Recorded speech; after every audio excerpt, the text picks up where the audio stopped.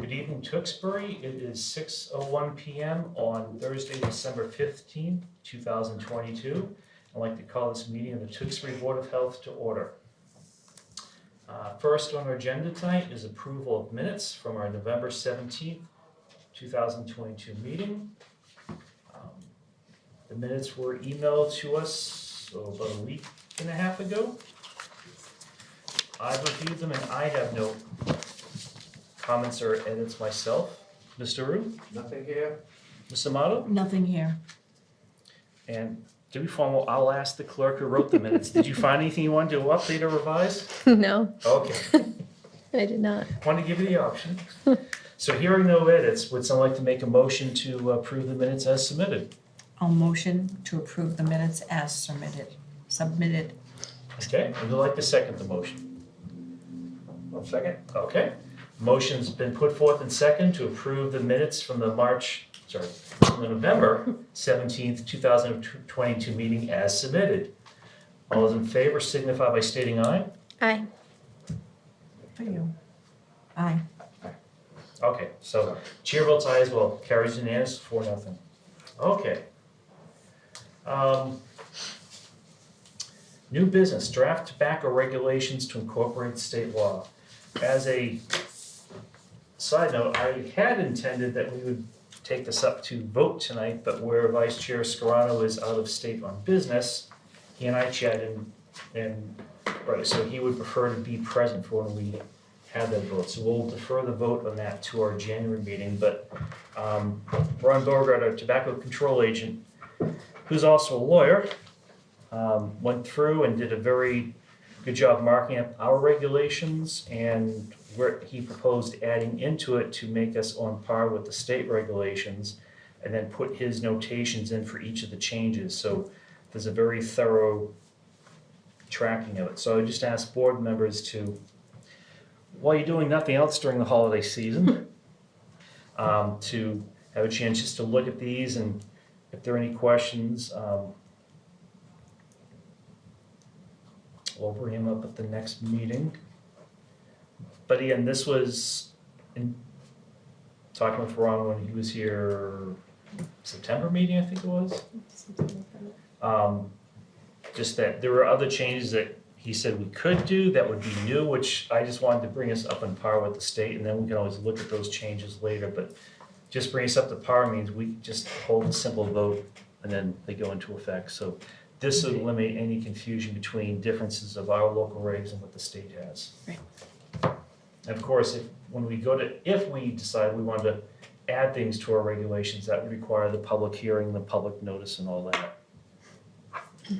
So everyone has a little bit of homework, which we don't usually have.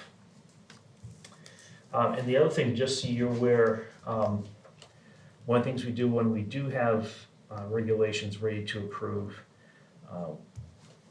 subject to a approval of the regulation, then the final page is signature page. So we make sure that whoever is there that night signs it, so we're not chasing down signatures. Okay, moving on to old business, 175 Kendall Road continued. Michelle and Giuseppina Saladino, non-compliance with order letter from Health Department 2019. So you folks don't even need to come up to the table at this point. This is gonna be an administrative matter, so Director Gillis, I'll turn it over to you. I went to the property this Monday, December 12th, to see the progress at 175 Kendall. As we stated, the structures really fall under the building department, but they were removed, all but one kind of frame that was left. There was no evidence of keeping animals, all cages, feed, everything has been removed from the property. So for me, I would say that they have achieved compliance. Okay. Right. Yeah, I agree with your assessment of the situation, and I thank you folks for getting the property cleaned up. And as we've been stating all along, should the time ever come that you wish to apply for a permit for keeping your animals, just like any other resident in town, you're able to submit permit request, and then we're able to hold a hearing before the Board of Health that the public will be invited to. So just because of what's happened in the past does not preclude you from coming before us to apply again if you should ever choose to do that. And we will take your application and review it just like any other resident would submit an application. No, maybe in the spring time, I mean, every share, it was too cold now, so. Yeah. So, board members have any questions or comments? No, I don't. Not here. Okay.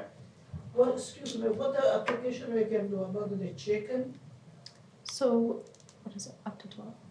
Yeah, so you can register for up to 12 chickens, and I think it was up to 4 rabbits? Or 4 rabbits. Or 4 rabbits. But if you're looking at combination of rabbits and chickens, or going beyond 12 chickens or 4 rabbits, then you would need to apply for a permit for keeping of animals. So if you wanna come down and get a registration, I can show you the form. But in either case, you need to get the registration or the permit before you actually bring animals on site. So just want to make sure you're clear that now we're starting with a clean slate there. And that wouldn't require a hearing, the chickens So in the- or And rabbits. the what's happened then, you know, you gotta build again in the chicken coop. So where are you gonna put the chicken? So you That- would need to get the permit first, so you need to come here first, get the permit, have that kind of planned out. And then once the permit is given, then you can go ahead and create the coop, build the coop, and get the chickens, all of that, once you have the permit in hand. Oh, yeah, no, now. Yeah. oh, you know. So you don't wanna build anything before having the Oh, no, permit. no. Yeah, so just do the permit first, they'll give it to, everything goes well, and then you can do everything else. Yeah, It's only if you want more than what's permitted that you would need to come in front of us again. Yeah, so when you fill out the registration form, you would draw a sketch of where you wanna keep the coop. Pam would go out, talk to you about it. She knows you guys, so I don't know if she would, the process for her. I would imagine it would be kind of in the same location. And then submit like a manure plan, pest management plan, things like that. And then you wouldn't have to come before the board. That's something that we just handle in the office. And just to be clear too, the order that you did comply with finally was just to essentially clean up the backyard and remove all animal housing and things relative to animals. So that was not an order to say you can never have animals there again. It was just to essentially start with a clean slate. I agree with you, I agree with you, Thank you. Okay, well, thank you, Thank you. of course. and I'm glad you're When healing. it's too much, you know? Okay, well, that's I it. understand. Okay. Thanks. Told you, we wouldn't have you here for long. Okay. So have a Merry Christmas. Merry Christmas. Merry Merry Christmas. Christmas. Happy New Year. Okay. Okay. Moving on, director reports. Tomorrow, our town nurse Ashley is having a COVID booster clinic at the senior center from 10 to 12. She'll be offering the Pfizer and Moderna bivalent booster. Walk-ins are welcome. Also, I don't know if you saw, the state is releasing more COVID-19 rapid tests to health departments. So I put in to get some of those because we just ran out. And if anyone wants them, they're out in town hall outside the nurse's office in a box. And those will expire in June 2023. Typically it gets pushed back, so right now it's June. For the food permit renewals, we had 2 that have to pay a double fee. Cracker Barrel hasn't sent in any kind of application and no fee at all. So we still haven't heard from them. We've reached out to corporate multiple times, the store, and have not heard a response. The Learning Experience sent in their application but did not send in a fee.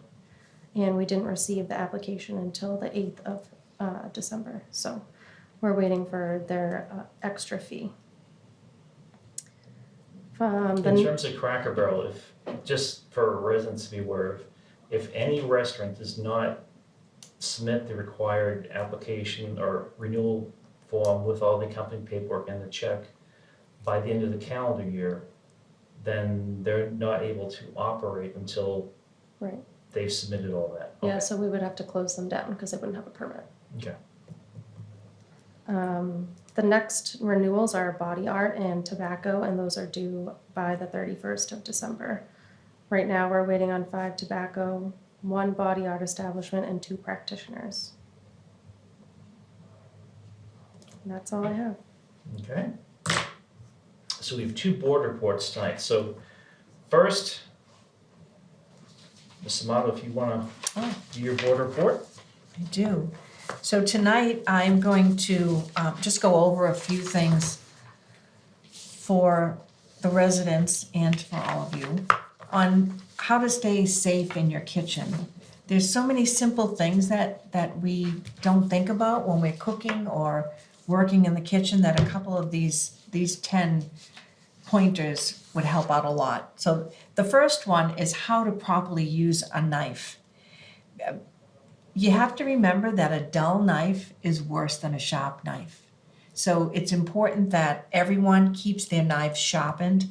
And there's a lot of sharpeners that you can use, you can get in Walmart or any of the stores that will just keep those knives nice and sharp. That's really important. Also, to know which knives you use for which item that you're cooking. Whether it's bread or meats, you have to make sure that you have the proper knife for anything that you're going to use it for. Cutting boards is so important. I know a lot of people at home will have a wooden board, just one board, and they cut everything on it, whether it's raw meat, cooked meat, vegetables. They should have we have different colors, and I know it's not just the restaurant, but at home we have 3 different boards that we use. And nowadays it's easy because they have the very light plastic ones that you just put on your counters, and you can have the different colors and keep everything separate. That way you're not going to cross-contaminate your foods. So keep your meats and your chicken, your fish, whether it's cooked or raw, you have to keep them all separate. So find your own little way of doing that at home and having everything accessible right in the kitchen. Washing your hands. People forget, they keep doing what they're doing and they don't stop to wash their hands in between. You do it before you start cooking, in between as you're moving about. If you leave cooking and walk away and you come back, you should wash your hands again before you start working with your food again.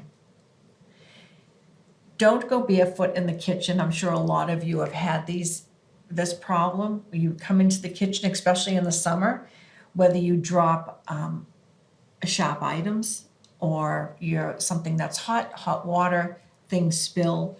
You should always wear proper shoes that cover your toes when you're cooking in the kitchen. Know how to put out a fire. Every kitchen should have an extinguisher, and I'm sure there's a lot of people out there that don't.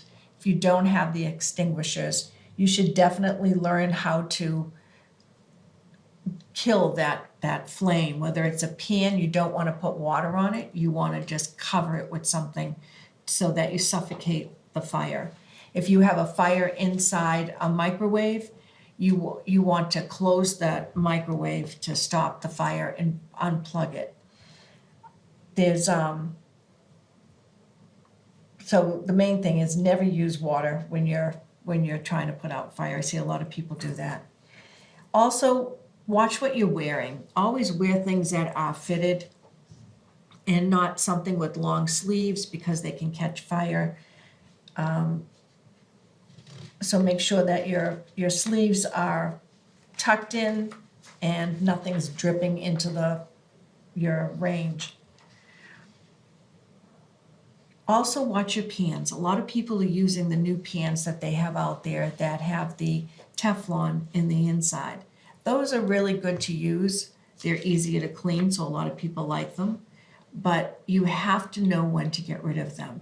When you're using, if you use the proper spatulas, they last longer, but a lot of people will use aluminum or stainless steel, and it actually chips into it, and that's bad. Once you see that that pan is starting to get scratches in it, you have to get rid of it and get a new one. So always know when your pan has to go. Setting hot items on glass. I learned my lesson when I took a big pan and I put it down on a glass table and the whole thing shattered.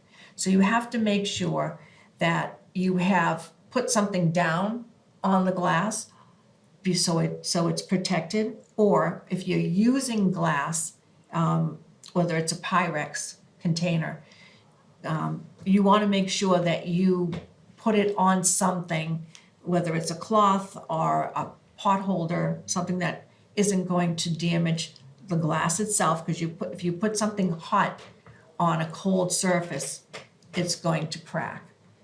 So keep that in mind when use your trivets and cutting boards. So during the holidays, make sure you keep that in mind. Also, when you're stirring, this is another thing, I see people stirring towards them. Always stir away from you, because it'll stop the splashing and you won't get burnt from whatever it is you're stirring in there. And basically, it's just common sense in the kitchen. It's all common sense. It's making sure that you temp your foods, making sure that once you cook something, you don't leave it sitting out for more than 2 hours. I'm going to say an hour, but usually during the holidays, people will cook and they'll put their stuff out there on the counters. Make sure you temp your food before, when you take it out of the refrigerator, when you put it back in the refrigerator, make sure it's all the proper temperatures. And that's it. I think we're going to put this up on Facebook page so that people can view it and help them along during the holidays. And just a question for you, is there a general rule of thumb for how long leftovers are safe? There's two things we say. When in doubt, throw it out. And we never leave anything longer than 5 days. Never. So at 5 days, throw it out. Even if people say, well, it smells good or it tastes good, doesn't matter. 5 days, it should be thrown out. You know, because we would like to know that folks can enjoy the holidays safe and Yes. healthily, and know that if you cook this year, you'll not be asked to not cook again because you created an unhealthy meal for Exactly. folks. So, That's right. That's correct. No, so I thank you. appreciate that, because you speak from much more experience than any of us combined could ever speak of in that. So I'm glad you're Thank you. able to speak And, to and that. I just want to, one thing that a lot of people make a mistake with is when they're cooking things such as lasagna and you cook your pasta, you have to make sure that the pasta is cold before you put the ricotta or your cheeses in it. Because once you put hot with cold and then you bake it, it goes sour. And you don't want anyone getting sick. So make sure that if you're doing something, you put hot with hot and cold with cold, and you never mix them before you cook them. I never knew that. Yes. Well, thank you. Thank you. Thanks. And I have one other board, which I'm gonna make myself, and I thought of it driving over. Part of sort of public service announcement, we're trying to do topics more or less one a month, and June is normally CPR awareness month, and we usually do hands-only CPR demos in June, but I wanted to do just a quick one tonight. The reason being that with family gatherings, now that we're looking at all the COVID protocols way behind us, and we're now getting family gatherings of large groups of people together, there's more chance to be around someone that may have something happen to them. So case in point for my wife and I, we had gone down to a concert with two other couples down in Westport, Mass, the Saturday after Thanksgiving. At 6:30 that Sunday morning, my wife gets a frantic call from one of the other members of our party that so-and-so is being provided CPR by paramedics.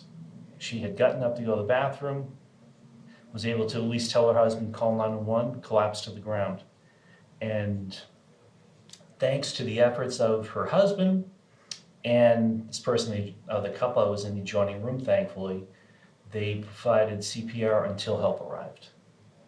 And I went with to the hospital with the husband, and I was convincing him that the whole reason that his wife made it to the ER was the fact that the two of them had performed essentially hands-only CPR before the emergency responders arrived. And as much as being a CPR instructor, and I preach all my classes, it's different when you see it firsthand to someone that you know. As an EMT, I've done CPR, I know it works, but it's just different. It hits home when it's someone that you know. And it was just one of these unexpected things. And the other piece of this is, before I do a quick demo, was that for those of you that are CPR trained or certified, if you are in a gathering, just find somebody to let people know you are trained that. Because in this case, my wife and I were both long-term CPR instructors, EMTs. We were 3 rooms down the hallway from this happening. We were called once the paramedics were there.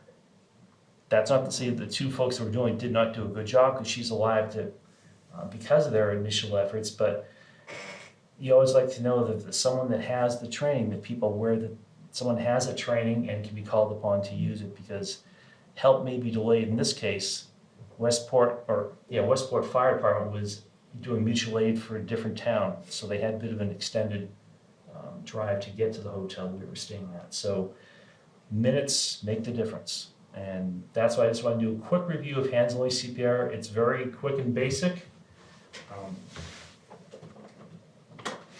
Thanks to some grant money that the town has had, we also have mannequins that the town nurse will be doing CPR courses for as well. So when it comes to hands-only CPR, if we find someone that suddenly collapses, we find someone that collapsed, we just tap and shout, make sure they don't respond, yell for help, have someone call 911, and simply we're going to push hard and fast in the center of the chest.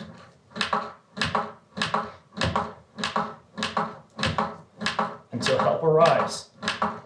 Now, if this is a CPR course, we would say you want to be doing compressions no more than 2 minutes at a time. So if there's someone else in the room that can take over, if help has not arrived, you like to try to have them do the compressions. And then, just as importantly, if there are a bunch of people where this is happening, especially if this is at night, at your home, make your house visible. Have someone outside in the street to flag down the responders. Have the front door open or at least unlocked. Make it easy for the responders to find where you are, because, again, minutes are precious, and if the heart needs to be shocked with an AED, every minute it's not shocked when it needs to, the effectiveness decreases by 10%. So it's really a matter of life or death with how quickly the emergency responders and the life-saving medical devices can arrive and provide care if needed. So hopefully people hear it. They will not need to practice this over the holidays, but in case something does happen, besides calling 911, it's important that you do the best you can while waiting for help to arrive. So, any other board members have anything they want to bring up tonight? I just have the Tewksbury Cares. We did meet. Well, I did like a little working group on the 12th. Did have a couple of people show up, which was nice. We're looking to meet again at the end of January. So the 30th of January, so that's a Monday. Place and time to be determined. We're kind of just trying to get people notified so that if anyone is interested and willing to volunteer or be part of the group, the more the merrier, and all are welcome, because we do want to try and bring this moving forward. It was kind of pushed aside and kind of left null and void, I guess, prior to COVID. So there is nothing really happening right now, but we do want to get it back up and running. So Maria Ruggiero is helping with that as well, to be part of it and kind of keep it separate from Frontline Initiative, but kind of working together at the same time. So good things coming. Hopefully, we just need the people to get it up and running, and get more ideas in there. So Again, that's gonna be January 30th, time and place to be determined, so we'll post it on the Tewksbury Cares Facebook page and probably the Tewksbury, Massachusetts residents page as well, and also announce it with the town clerk if it is an actual meeting, but for working meetings, we kind of just keeping it as a working, because we don't know how many people, we don't have like a board yet, so nothing formal as of yet. So we'll just kind of try and announce it as much as possible. So that's Well, it. I'm glad to see that you referenced that the group is getting reactivated. Yeah, I think it's just gonna take some time. Once we get it rolling and we get people, I think it'll move quickly. It's just now the beginning, it's kind of starting from scratch. So once that first surface kind of gets over, I think it'll start coming up, so looking forward to it. Okay, good. Well, thank you for that report. Mr. Rue? Mr. Chairman, I'd like to make a motion that we close tonight's meeting at Someone like before 6:30. to propose or make a second that motion? I second. Okay. Motion's been put forth and second to adjourn tonight's meeting. All those in favor signify by stating aye. Aye. Chair votes aye as well. So it's 6:27 PM. Good night, Tewksbury, and happy holidays. Merry Christmas. Merry Christmas.